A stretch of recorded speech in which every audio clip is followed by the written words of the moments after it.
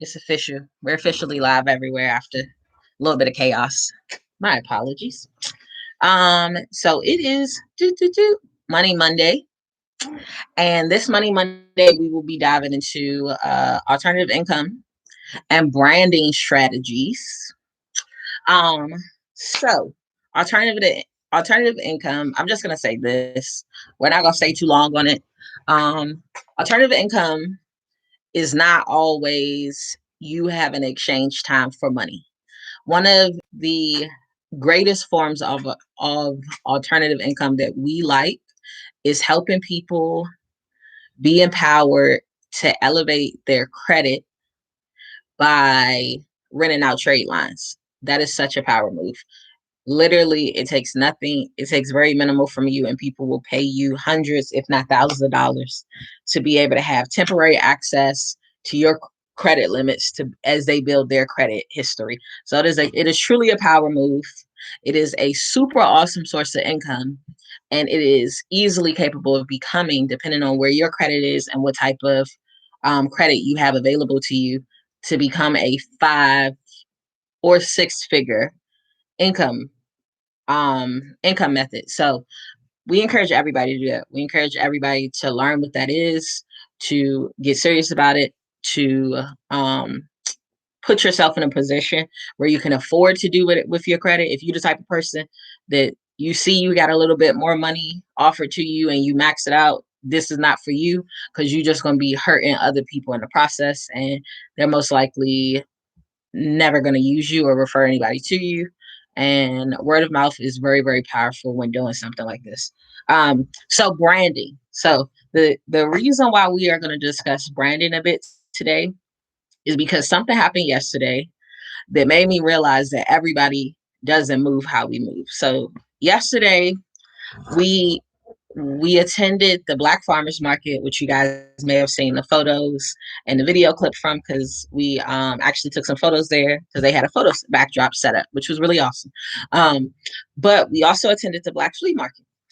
And so while we were at the Black Flea Market, one of the last things we did before we left was my daughter, Psalm, bought a t-shirt, right? And so this t-shirt she bought, um, this t-shirt she bought, it was really cute. It had this like image of a little girl on the front, but on the back it had the company's name and website. And so she didn't really look at it before we left. She looked at the front. She was like, "Oh, I like that," and then she grabbed it. She paid for it. We left. Sam got home and flipped. Sam flipped because she's seen that it had the company's name and website dead in the middle on the back of her shirt. And she flipped because they branded her, like verbatim. That's what she said. She said they branded me. I paid for them to brand me. And that is accurate in that situation, right? Because at that point, she is a walking billboard for this company. Um, right. And everything that they need to continue to generate revenue off of her having on one item of clothing from them, it's there. It's there front and center, right? And she paid for it. Now, for us, we have our website on the shirts that we wear. The ones that us at our Stop Shop wear. The ones that are so for others to be able to wear, it just has our name like very small in it. And quite honestly, if you have boobs, more often than not, it ends up falling under your boobage. But anywho, I digress. And so and so it is super important to understand the value of branding. It is super beneficial in marketing because that all becomes marketing materials and become deductible in that way. It's also super important because people attach certain characteristics, certain types of habits, certain types of culture, certain types of beliefs, things like that to your brand as you start to reflect it. And one of the things that we learned from being in the experimental and event marketing arena more than anything else is people don't realize as individuals, you are a brand. It don't matter if you attach to Nike, blah, blah, blah, Walmart, whatever, you are a brand. So if you don't understand the value of making sure your brand is something that people are drawn to, something that adds value to your outside community, something that makes people aspire to duplicate or want to imitate or affiliate themselves to, it's probably going to be a struggle for you to build on it, for you to be able to trademark it, for you to be able to have people want to magnify it, right? So that brand aspect is probably the most important. And a problem is a lot of people think a brand is as simple as just having a logo or having a name attached to something, and it is not. A brand is the types of things, the types of culture people attach to what you got going on. Thomas, your phone just went off. Um, your your phone just went off. A brand is bigger than that. A brand deep dives into the nitty gritty stuff too. It dives into like the type of people that affiliate with this brand dress like this, they go here, they like these types of food, they listen to this type of music, they pay for these types of products, services, they have these types of routines. And if you, what are you doing? Don't do that. Go down and this, read, Thomas. And so your brand becomes it becomes what attaches to a lifestyle, right? It's the people attached to that brand typically have kids, typically do this, typically drink this. They care about these things in life. And so the problem is a lot of people don't possess the knowledge. It says something about closing it out and restarting it. It the types of people attached to a brand, it has to have a story behind it. You know, everybody has their own narrative, everybody has their own backstory. Well, when you think about a brand, it has to be that in depth too. You have to be thinking, well, what types of things are these people doing when they wake up in the morning? What's on their mind when they're stressed? What types of things are causing that stress? When they're making plans and setting goals, what types of things are driving that? And if you have no idea, especially if you're in business, if you have no idea what that looks like for your demographic, then you really have some brand development to do first. Because what ends up happening is you think that everybody's your targeted, a part of that targeted demographic for you, and they are not. Everybody is not your customer. Everybody does not believe in what you. A prime example: me and Thomas, we eat a lot of the similar stuff, right? We drink a lot of similar stuff, mainly because I do, right? We're into a lot of the same fitness types of things. We listen to very different music, however, right? We listen to very different radio podcasts, things like that. If we're in the car together, we listen to what I listen to. But if we're in the car separately, he's listening to Kevin Hart radio, I'm listening to Urban View. Far left and right field, right? Big Another big difference would be I believe in guns. Thomas does not believe in guns. So depending on what you're talking about, depending on which how you word it, will automatically shut him down, right? Meanwhile, it might get me like super tunnel vision tuned in. So it's those little factors that make it up, right? I wake up, I believe a smoothie should be the first thing. Get all of the nutrients in you, get all those extra things. I have allergies, right? So there are things that I need to take in just to be able to function throughout the day that aren't factors for him. So it's certain things that trigger differently, or certain things that I know that I struggle with being able to consistently do if I have to figure out how to prepare it myself. So I'll buy that pre-package just to make sure I consistently commit to the routine that comes with that. So it's like if you don't know those nuances about your clientele, if you don't know those nuances about those people that attach to your brand, if you don't know those nuances about what your brand represents outside of the fact that it smells good or it tastes good or people like it or it's a lot of money to be made in it, like you're gonna miss the mark. And what's going to happen is you're going to see somebody that walks straight past you and goes to somebody right next door to you, possibly doing the exact same thing.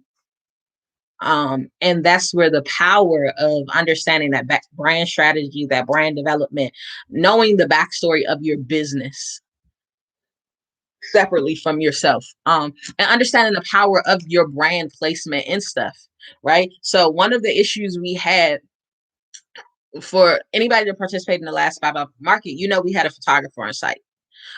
So the photographer took almost 2,000 pictures, right? So our goal was to do a website like the website we're developing for the confirmed vendors in advance for all the vendors that were previously at the last event. But here's the thing, the photographer took a lot of like very product specific photos, which this conversation isn't about that, but he took a lot of very product specific photos. And so we were going through these photos for days. We were going through these photos for days, and they had tons of photos from all these different businesses. We had no clue who 90% of the businesses were based on these things, because these businesses just had stuff.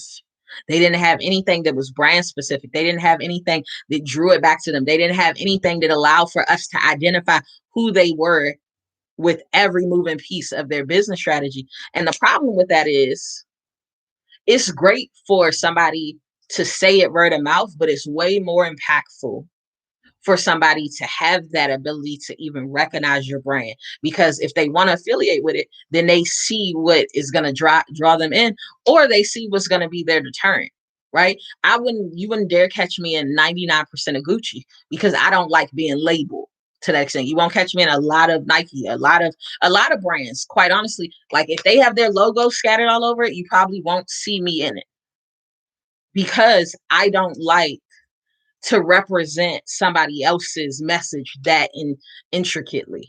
Like businesses that just have their company name plastered over their stuff, 9 times out of 10, you're not going to see me wear it.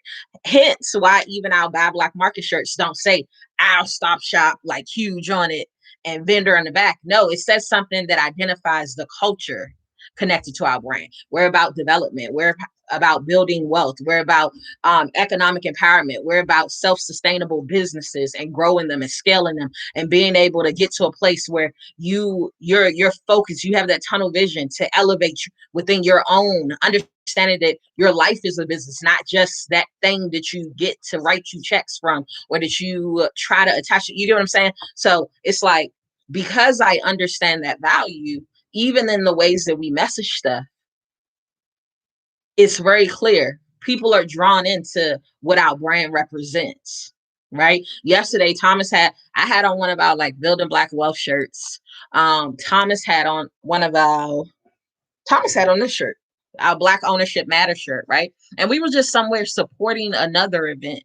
We weren't marketing, we weren't advertising, we weren't even talking about our business. And somebody pulled Thomas to the side, and they were like, "Where did you get that shirt from?" Right? And then that led to the conversation, because it was like that led to the, "Oh, we sell these," but it was like, "Oh, well, what do y'all do?"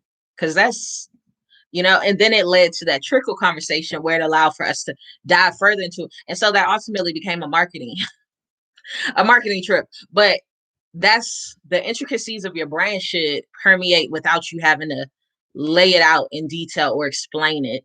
But it also should exceed just having a product to offer or a tangible thing to let somebody leave with right in that moment, because that's going to get you very, very limited in your progression, in your scalability, in your growth.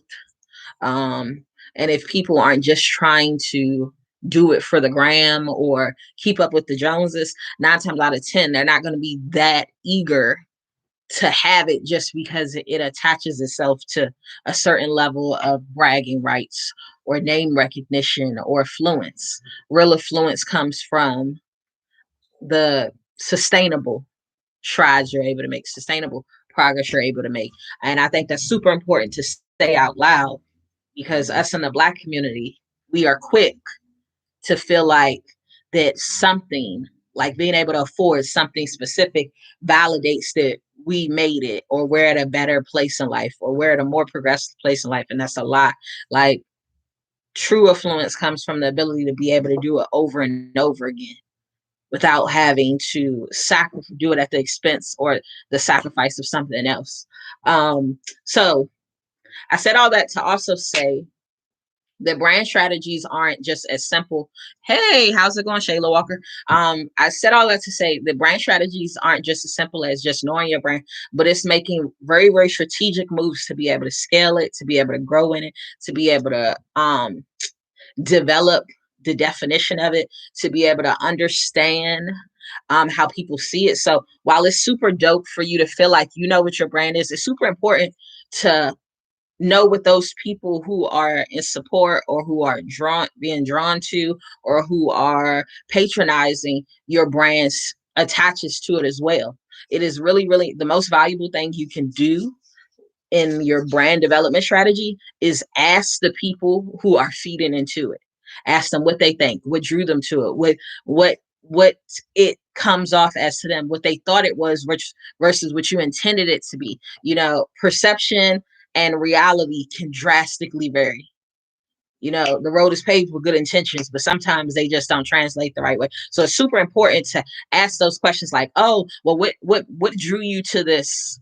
Whatever we have, what did you think about our logo when you saw it? Why did you support our business? What makes you come back to our business? What types of things do you utilize this for? What types of things have you ever fed into prior to us, or what types of things would you compare it to? Because you might think you being compared against Birkin bags and Gucci, and you really might be getting compared to Payless and that random whatever, right? So those are equally important in that brand development strategy. Finding out what it's being perceived as from the outside looking in, because that can drastically vary from whatever your thought process or whatever your feelings was about it. Also, allowing for people to add value where they see that they can. That is a great part of your brand strategy as well. Um, your brand doesn't have to be defined by you. It can be defined by the culture surrounding it as well. So you might assume that it's people buy it because of you, but really they buy it because of the culture you empower to be reflected externally through it. So it's super important for you to understand the value of letting others add value where they can to it, and building from within, or from the allowing others to help you build from within, even if they're not who you pictured being a part of that process for you. That is super important in the brand strategy as well.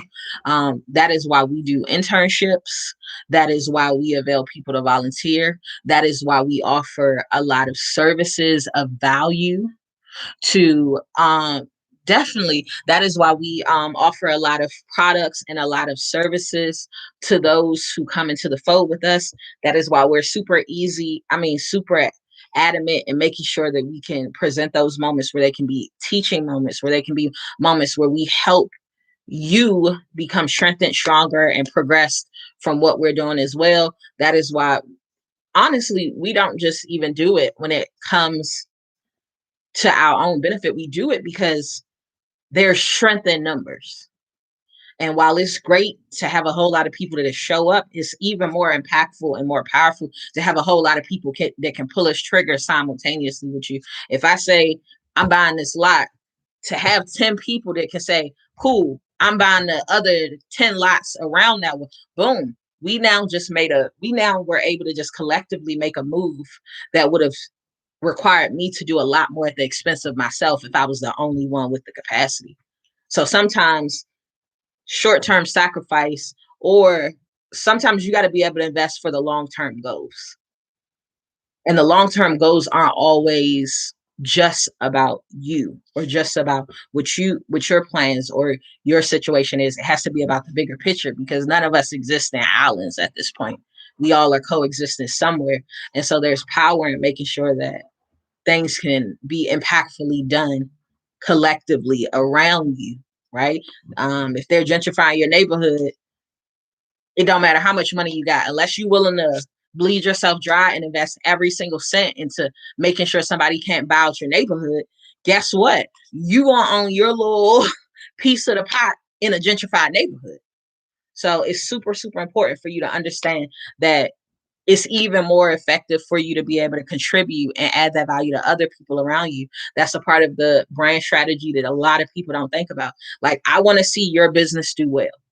I want to see your initiative do well. I want to see what you're working on. Your whatever your thing is that is catered towards this, that empowers or helps or progresses. I want to make sure that if there's a hole in your strategy, that is brought to you so you can strengthen it, so that it has the ability to be sustained or built upon, so that that momentum doesn't die out, right? Because as long as that's happening and this is happening, we don't even have to fall in lockstep. Mine can happen at staggered with yours, and it just allows for it to be sustained. It avails sustainability. If I help these people get $5,000 in a month or in a weekend, and you can help them get another 500 every 2 weeks, every month, guess what? That allows for that momentum not to die out, because people, they were left to fend for self in between. So even if I don't personally benefit from it, it adds value to my brand. It allows for my brand and strategy to be able to continue to build on momentum, because people have places to fill in the gaps. I don't have to overcompensate for everything. And so, yeah, so that sums up this week. Also, two updates before we wrap this up. Let me end this one. They not even here. I'm killing my battery for this. Two great updates. We updated. For those who don't know, people have the ability to volunteer. Well, we offer internship opportunities, like I just mentioned. We just opened up the internship opportunity for a few more people. The details of that is on our Facebook page. The benefits from it, as well as the requirements of it, is listed there. It is an unpaid internship, but quite honestly, the money wouldn't even equate to how valuable what we offer as benefits is. We also often open up the volunteering for the Buy Black market. We have rolled out a awesome, what I'm very proud of, because it compares to another thing that we do. But we offered out a really awesome benefit package for the Buy Black market volunteers as well. It is not monetary, but it truly could lead to a lot of business development, revenue growth, and things like that. So definitely check that out if you wanting to either participate or see how to be involved with the Buy Black market. The volunteer information can be accessed through the homepage of the Buy Black market site. And then what was the third thing? Oh, registration. Vendor registration. So vendor registration has already been open for the Buy Black market. We have a number of businesses already registered. I believe we have over 70 businesses already confirmed, of the 400 we plan to have over the course of that weekend. So if you think you have time, I hate to break it to you, you do not have as much time as you thought. Vendor registration is scheduled to close July 15th, but I'm very, very confident that registration is going to close a lot sooner than that. This go round, our event will be set up a lot more like a trade show, which we intended to do last time. We just did not have the time. So it's going to be, yeah, it's going to be very, very thoroughly laid out. We have a lot of business vendors that have already finalized a double booth. So if you under the impression you're gonna have time, like these businesses, they execute it, and they execute it super intentionally, super early. So I would get your pieces of the puzzle in place sooner than later. Vendor registration also. A lot of people that participated in the one early this month. Wow, April's about to be over. Early this month. The next one is happening in August. The fees are definitely higher because a lot of things had to be compensated for that we just last go round we just let it ride. So vendor registration is open. The fees are a little bit higher. As of right now, the fees aren't as high for those who are just kind of under the kind of general vendors, but they will go up as of May 31st. They go up.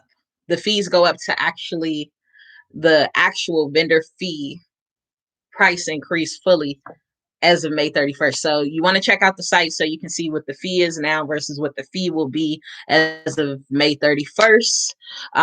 Registration closes July 15th, if not sooner. What else did I need to say, Thomas? Those are some of the big ones. This go round, once we get closer to closing up vendor registration, everybody on our Buy Black Market interest sign up page, you guys are going to start getting email blasts catered towards educating you about what it is we're doing. We know that 99% of the businesses that are choosing to participate in this are not familiar or have never experienced a trade show before. Trade shows typically cost somewhere between 10,000 and 15,000 just to get your foot in the door. And you typically pay several $100s per square foot that you have. So no matter what we're charging, it does not compare to what you would actually pay to be in this type of event, period. So no, there's no discounts outside of what's already been offered. Don't ask.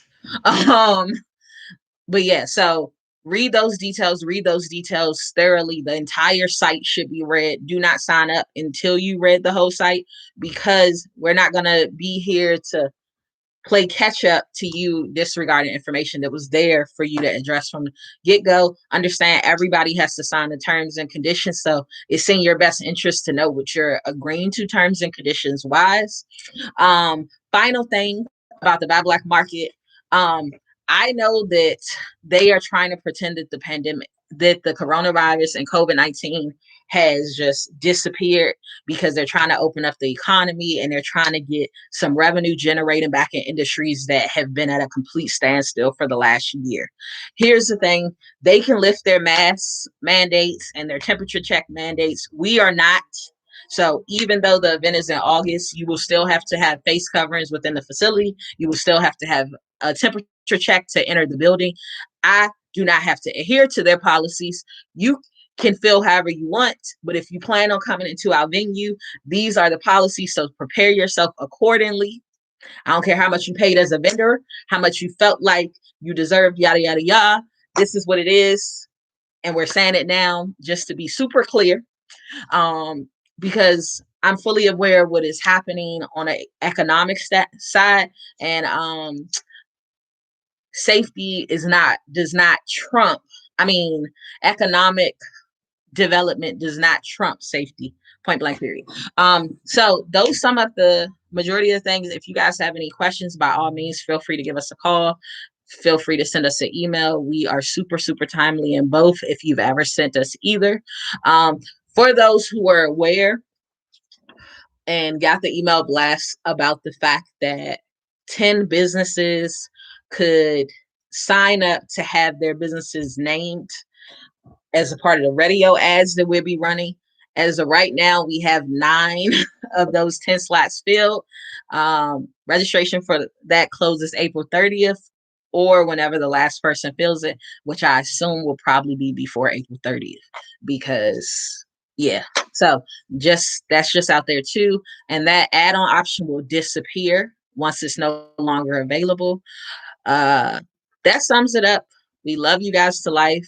This one was a was a little bit more wordy, so I do apologize, but we just wanted to make sure we were super proactive in sharing the information we need to share. And in the event you guys have any questions, definitely don't hesitate to leave a comment on either the Instagram, the Facebook, or the YouTube video that will be saved, and we'll go from there. Boom, boom, boom. Are you going to hang up?